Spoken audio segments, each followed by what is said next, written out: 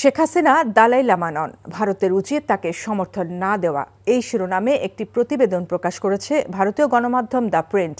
প্রতিবেদনে বলা হয়, রক্তক্ষয়ী অভ্যুত্থানে ক্ষমতাচ্যুত হওয়ার ১৮০তম দিনেই ক্ষমতাচ্যুত সাবেক প্রধানমন্ত্রী শেখ হাসিনা জাতির উদ্দেশ্যে সোশ্যাল মিডিয়ায় লাইভে ভাষণ দেওয়ার ঘোষণা দেন। ফেসবুকে দেয়া একটি পোস্ট তাই বাংলাদেশি তরুণরা দ্রুত লুফে নেয়। সেই পোস্ট সন্ধ্যা নাগাদ ঢাকার কেন্দ্রস্থলে কয়েক হাজার বিক্ষোভকারীর সমাবেশ ঘটায়।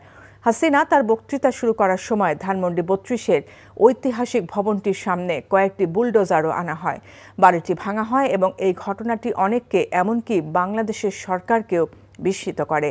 প্রায় ৪০ জন সেনা সদস্য রাস্তার মুখে গিয়ে ওই বাড়িতে ঢোকার চেষ্টা করেন, কিন্তু কিছুক্ষণ পরই তারা বিক্ষোভকারীদের ক্ষোভের মুখে সেখান থেকে সরে যান।